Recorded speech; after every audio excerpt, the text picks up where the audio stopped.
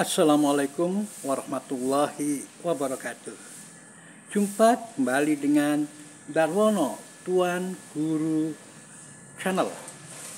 Channel yang menyebarkan kepemimpinan holistik leadership.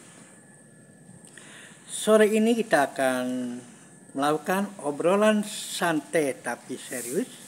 Isinya serius tapi dengan santai, yakni obrolan tentang sekitar Pilpres. Sudah kita ketahui bersama bahwa pada akhirnya Gibran berlabuh ke koalisi Prabowo. Gonjang-ganjing politik nasional ini yang diwarnai dengan keputusan MK terkait dengan undang-undang yang merupakan ranah legislatif banyak menyoroti atau hanya terfokus menghakimi atau mengungkap tentang sisi-sisi gelap keluarga Jokowi. Hampir semuanya menghakimi keluarga Jokowi, dinasti Jokowi. Tapi apakah benar hal itu semua hanya semata-mata karena sepak terjang keluarga Jokowi? Mengapa Gibran ke Prabowo? Dan mengapa Prabowo justru mengangkat Gibran? Yang tentu saja mestinya ditelusuri umur dan undang-undangnya bagaimana. Dalam pandangan saya, rasanya naif kalau Prabowo tidak tahu umur Ganjar. Kalau Prabowo tidak tahu umur dari Gibran dan tidak tahu aturan perundang-undangannya. Yang kita tahu bahwa Prabowo atau kubu Prabowo sangat menghendaki Gibran. Itu sudah berlangsung lama, sejak bulan Agustus.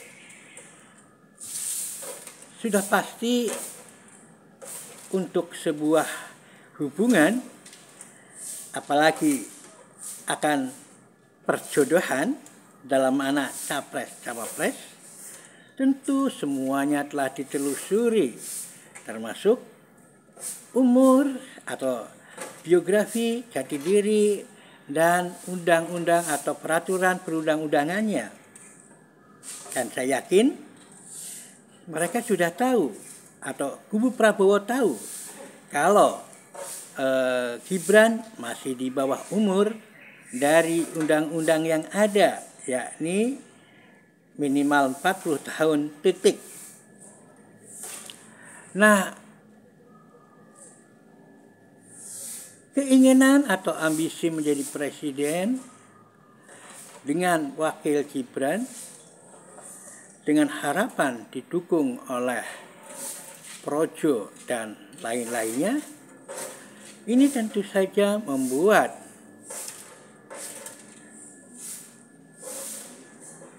Prabowo atau kubu Prabowo berambisi untuk menggait Gibran, meskipun tahu bahwa Gibran tidak memenuhi persyaratan yang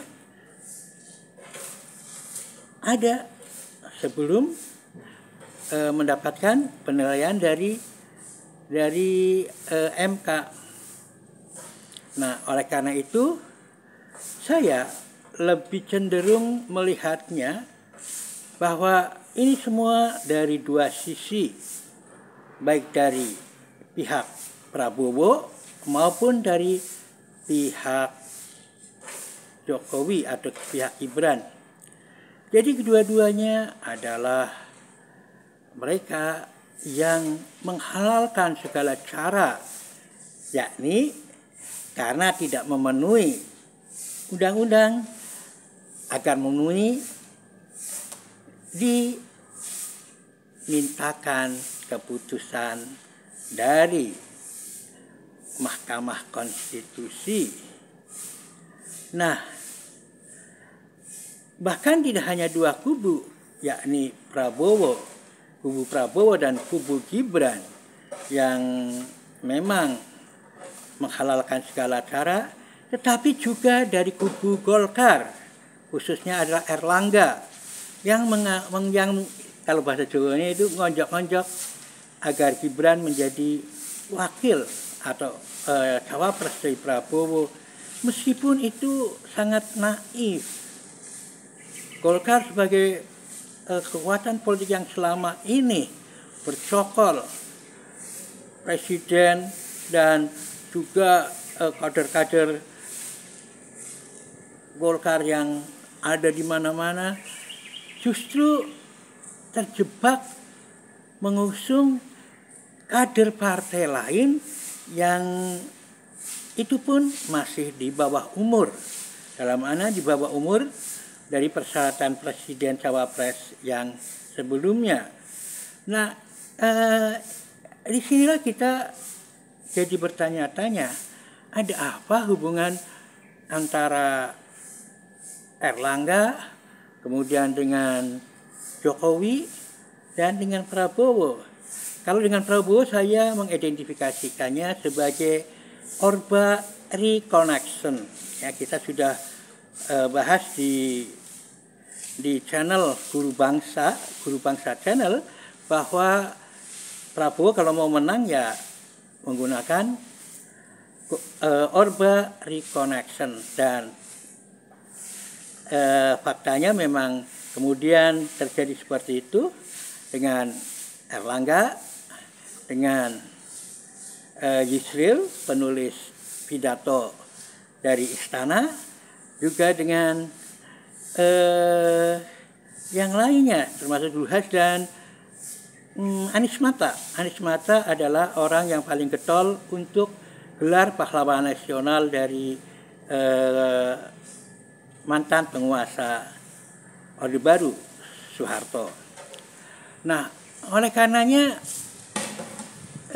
sangat bisa dipahami ternyata memang kalau pada orang itu watak digawa ngurek.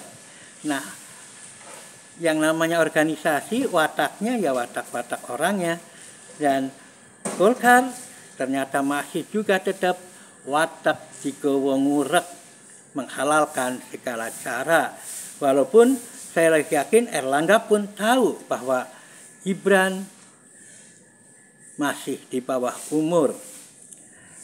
Anies Mata juga tahu Gibran di bawah umur. Kemudian Yusril juga tahu. Nah, oleh karena itu bahwa perilaku organisasi itu adalah perilaku manusia-manusianya, dan watak digawa ngerak dari Golkar lama itu juga terkait dengan manusia-manusianya yang ada. Sehingga apa yang saya katakan sebagai Golkar Reconnection akan secara hitam putih akan bisa menang. Namun sesungguhnya dengan adanya kasus terakhir terkait dengan MK, terkait dengan keputusan MK, maka itu menjadikan mata rakyat Indonesia terbelalak, terbuka lebar-lebar bahwa ada sebagian bangsa kita yang inginnya menghalalkan segala cara dengan jalan mengubah-ubah peraturan yang ada demi meraih ambisinya. Nah, ini yang sangat fatal untuk penilaian terhadap pasangan Gibran dan Prabowo, sehingga jangan diharap kalau Gibran dan Prabowo akan mendulang suara setinggi-tingginya. Nah, yang akan terjadi adalah tentu saja peralihan suara ke pasangan yang bersih. Nah, disitulah sekali lagi saya sangat cenderung melihat bahwa kekisruhan ini bukan hanya oleh ambisi dinasti Jokowi, tetapi juga terkait dengan ambisi Prabowo dan juga ambisi Erlangga dan Golkar Reconnection yang ternyata masih membawa perilaku lama Golkar, yakni menghalalkan segala cara. Nah, inilah yang patut kita perhatikan sebagai bangsa Indonesia untuk memilih pemimpin yang memang taat aturan. Kalau memang belum saatnya, tunggu, sabar dengan menebar berbagai kebaikan bagi bangsa ini. Itulah yang kami sampaikan. Mudah-mudahan ada manfaatnya obrolan serius tapi santai ini untuk kita bersama. Billahi taufiq wal hidayah. Assalamualaikum warahmatullahi wabarakatuh.